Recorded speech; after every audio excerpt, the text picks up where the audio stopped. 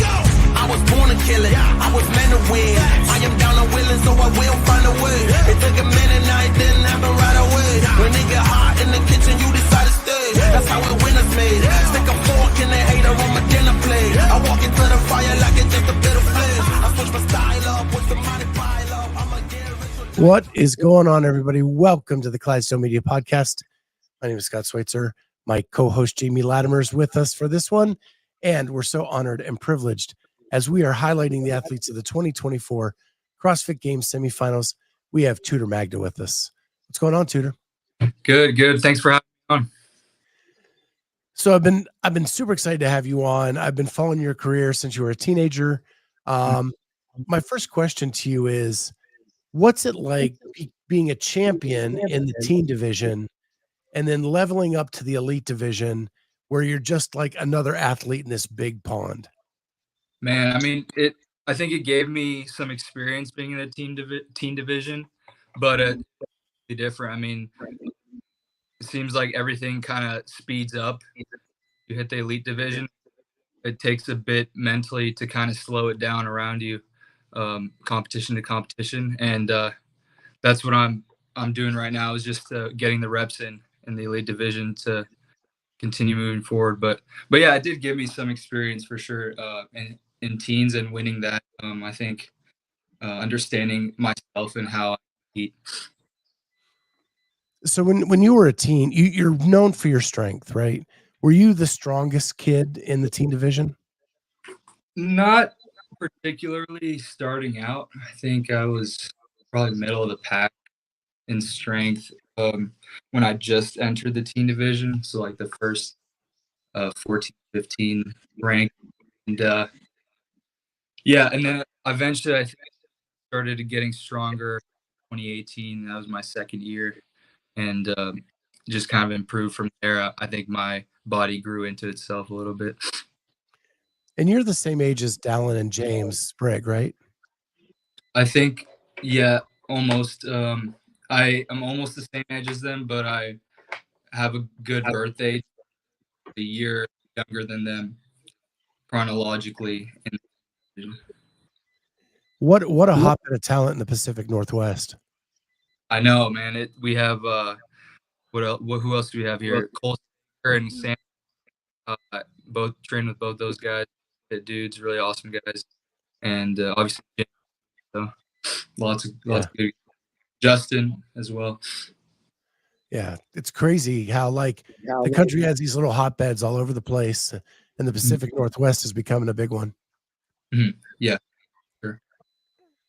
So last year at West Coast, or I keep calling it that, it wasn't called that last year, North America West, Jamie actually had the honor of interviewing you after the run, snatch, run kind of double. And I'm going to play that, and then I want to use that as a segue into some other questions.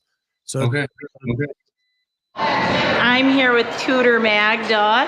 Just finished test 4 and 5. Started with Linda today. Went pretty well for you. Yeah, I think I got second in my heat, and I made that push at the end. So I'm happy. You were hungry today, I'm assuming, yeah? Yeah, definitely, yeah. 325. Yeah. Does the limit exist? I hope not. I hope we can keep climbing, but I'd love it if the other stuff could climb with it.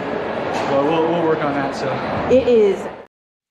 So that's the part I really wanted to get into is Jamie asked you about your 325-pound snatch, and then you immediately said, I wish everything else would climb with it. Yeah, correct. So I know you've made some coaching changes before last season. Yeah. And this season, when we watch you in the open and quarterfinals, it was obvious you have made significant growth in those other areas. What happened with that change? First person that said that. Thank you so much. Yeah. What? Yeah, thank you. We've been talking about that. Yeah, probably, but no. What changes have I made? Is that what you were trying to go for? Yeah. So basically, I've been working with a running coach. His name's Rich.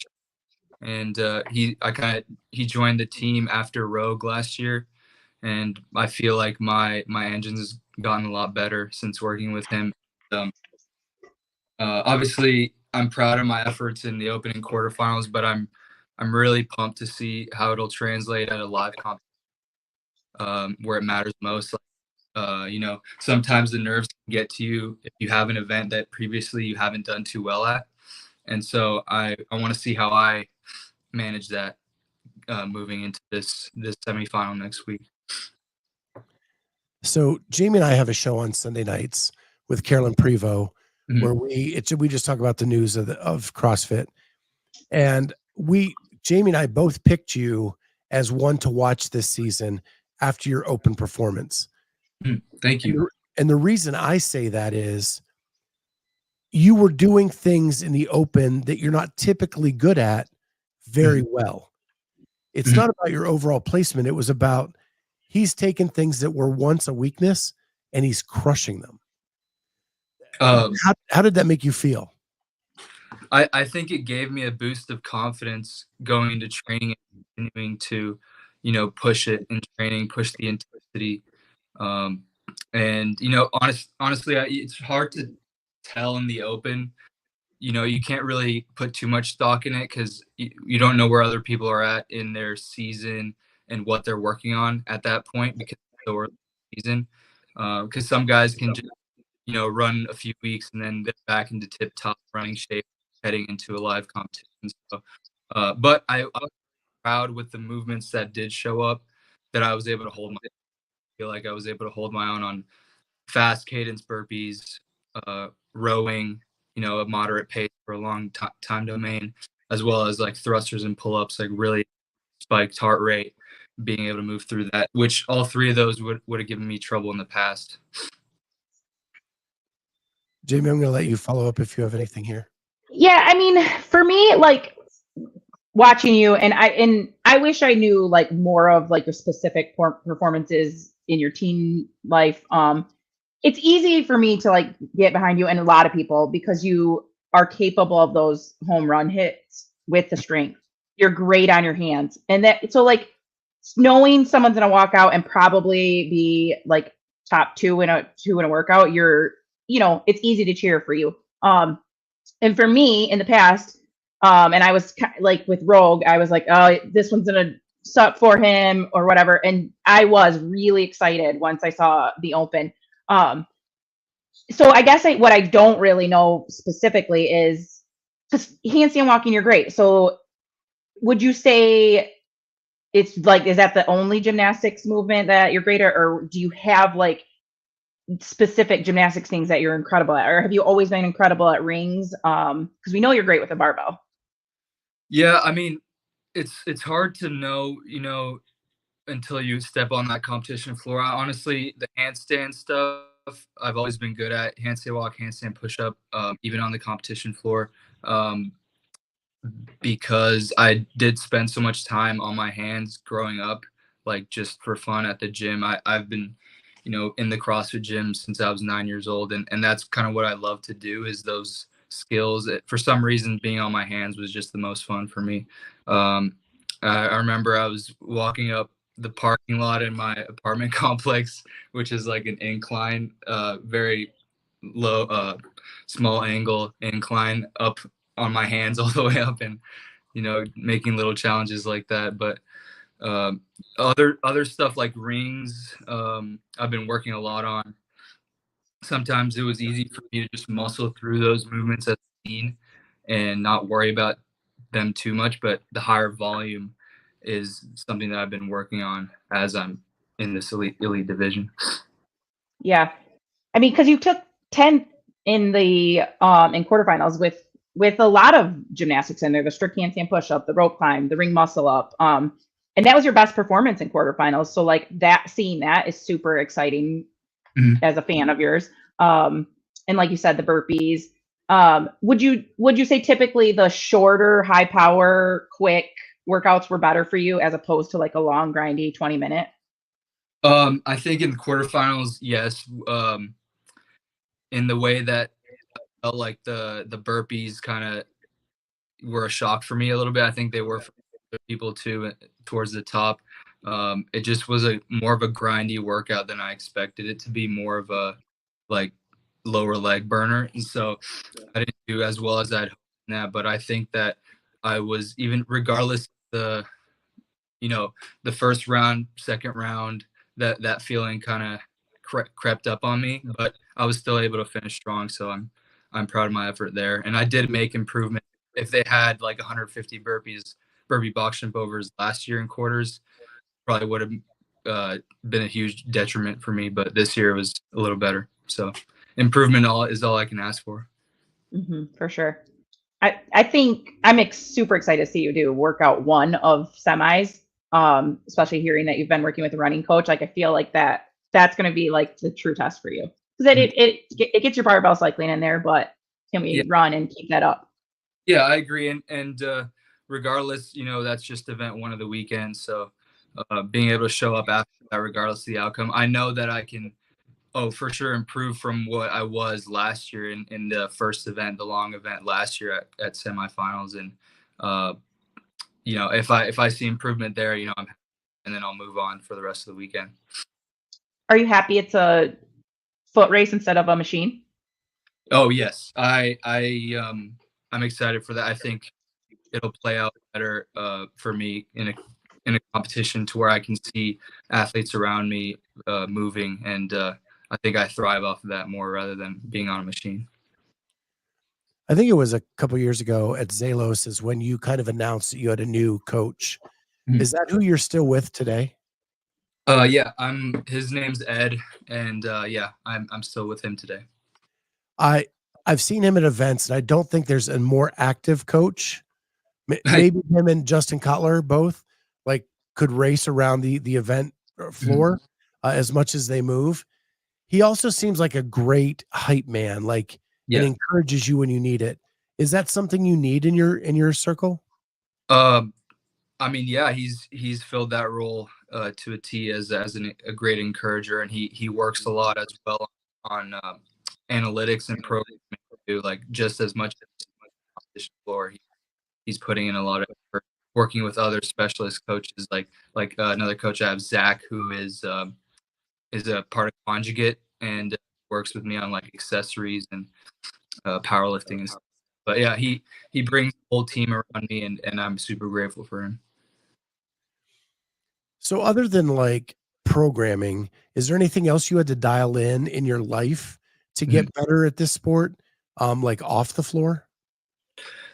I mean, to be honest, yeah, I'm still dialing in the balance aspect and just my mentality approaching the sport in general, and not being as all or nothing, and trying to have more longevity in how I approach my training and the sport in general.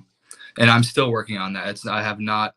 I'm nowhere close to being at optimal right now, but it's just a process of trying new things and improving between the years.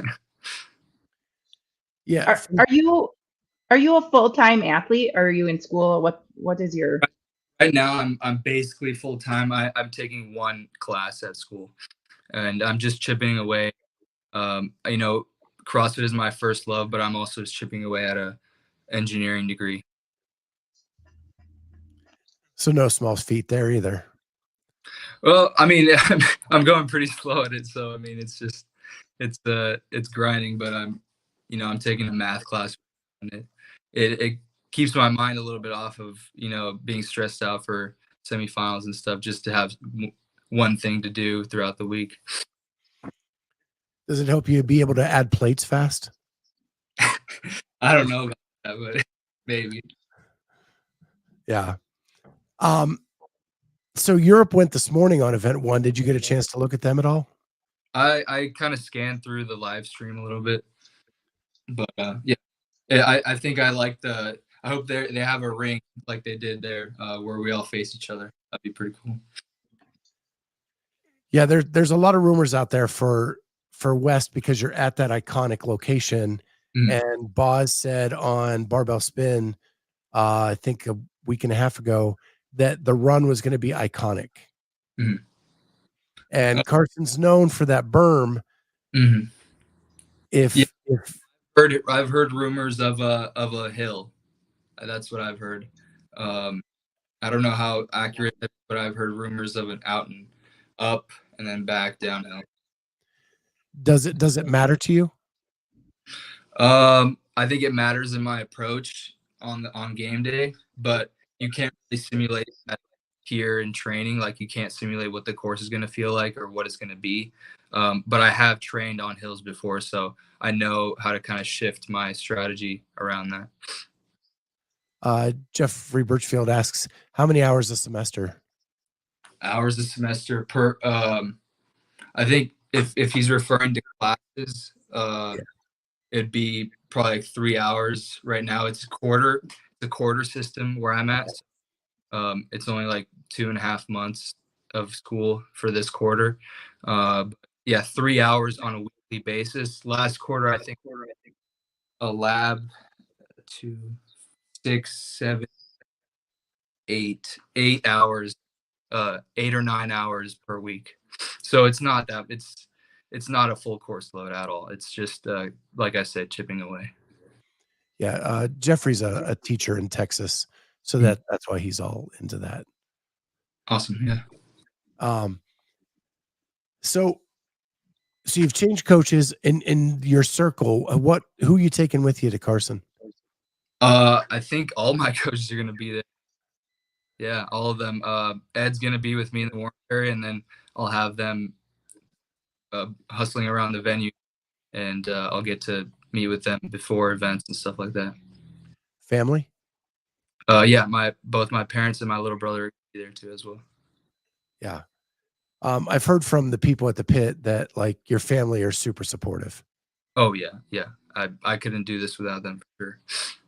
Yeah, they're really supportive, especially with school and training and stuff. And I'm just helping me follow my dream, and hopefully one day I can pay it back and an equal measure.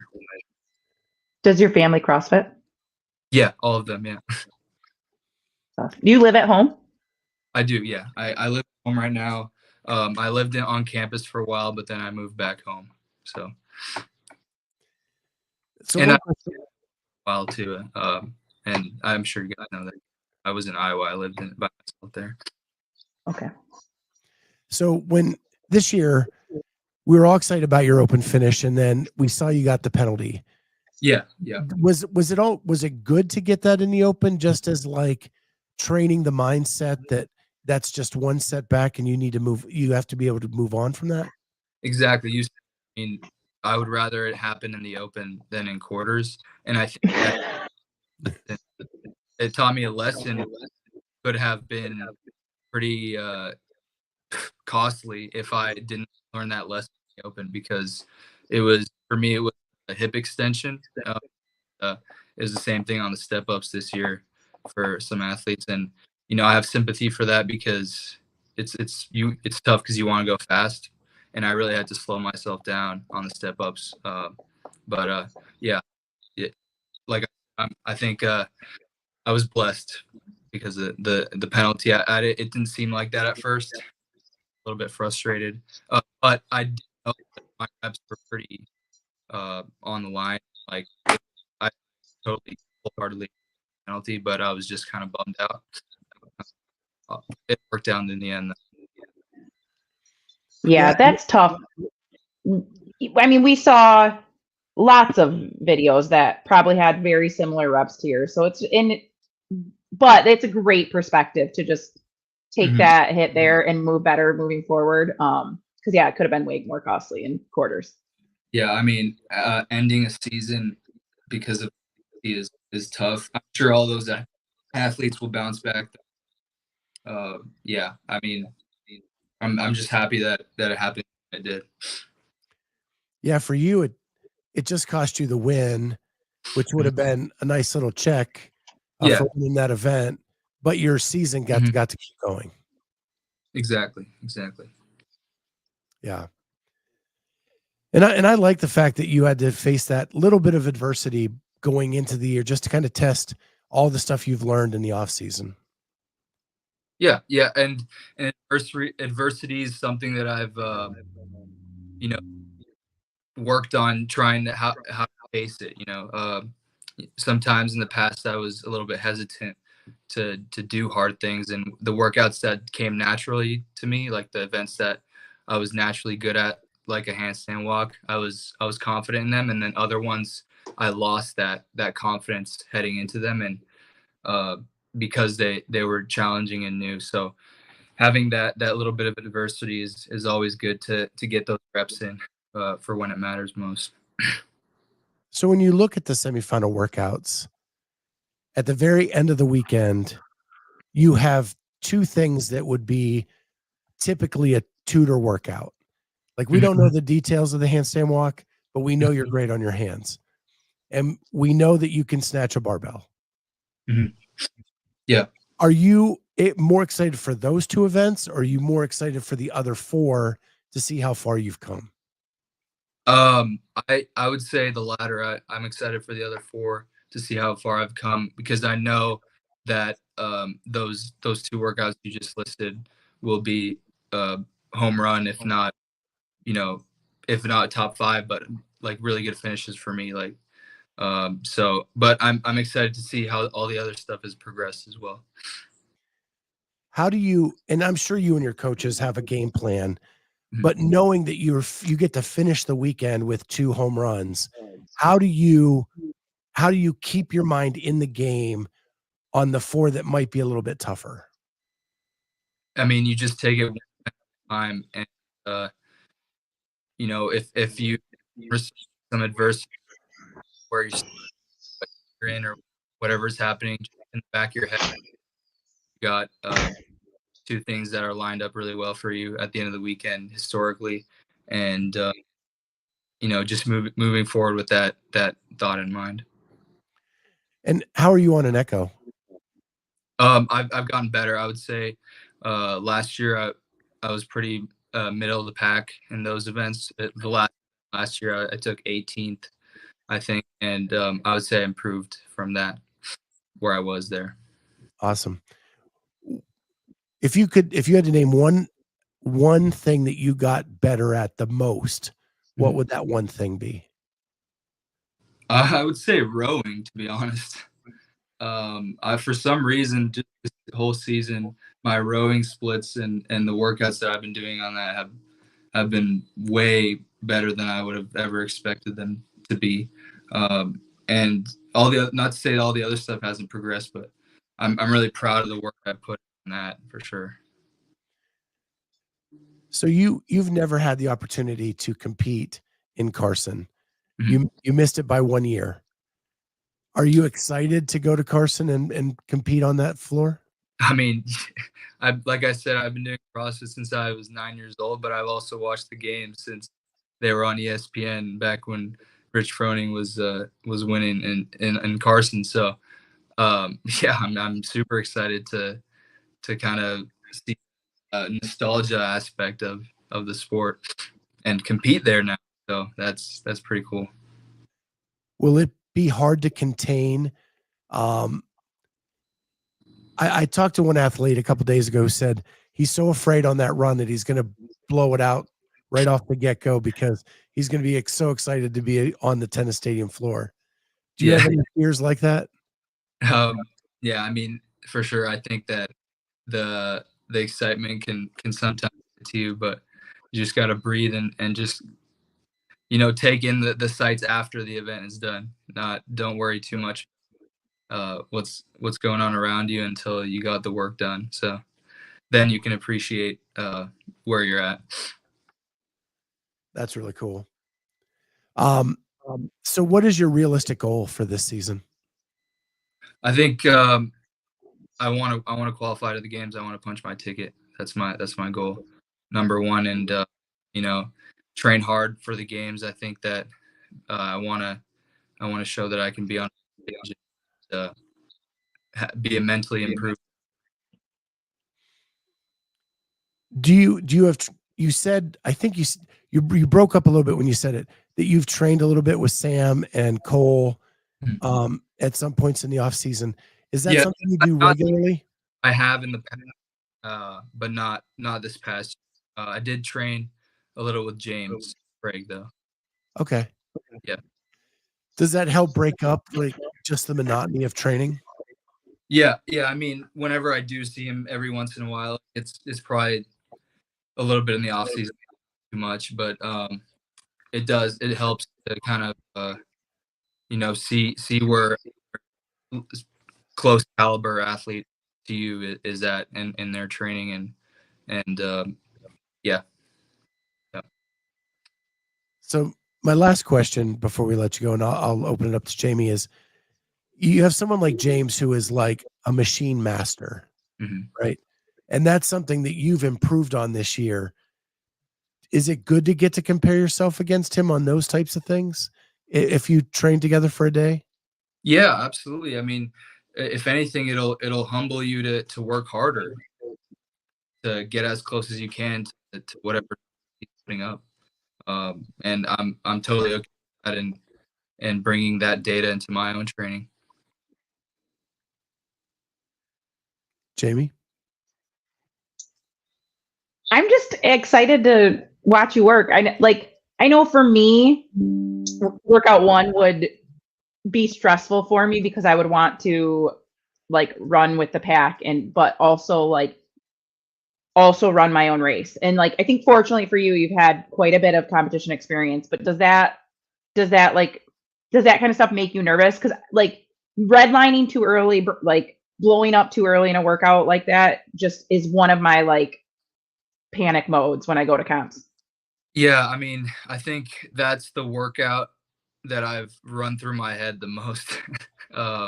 And just different ways that I'm going to talk to myself and make sure that I stay in it for the entire 20 plus minutes of work. I think that, historically in those longer events, there's a point where in the workout, it's like a precipice where I'm gonna start to like snowball downhill or I just continue on and I get a second wind and I get to push hard to the end. So I think that making sure that I stay in my own lane for the beginning and then finding that second wind towards the end will be really important for me for my performance. Yeah. Do you like to chase or be chased? I mean, I think I would in that event I would probably chase at the beginning and try and push the pace on the clean and jerks. But yeah, I mean, going into strategy, yeah, that's kind of what I was thinking. But being chased would be a privilege for that for me. I think it's if you're good enough to start at the beginning of the pack and then continue on and just have a lead, that's cool. Well, Tudor, I want to thank you a ton for being on with us. We love doing these semifinal series, and I'm glad we finally got you on the show. Thank you, Jamie. Appreciate you guys. And good So luck excited. in Carson. We'll be rooting for you. Thank you. Thank you to everybody in the chat for being here.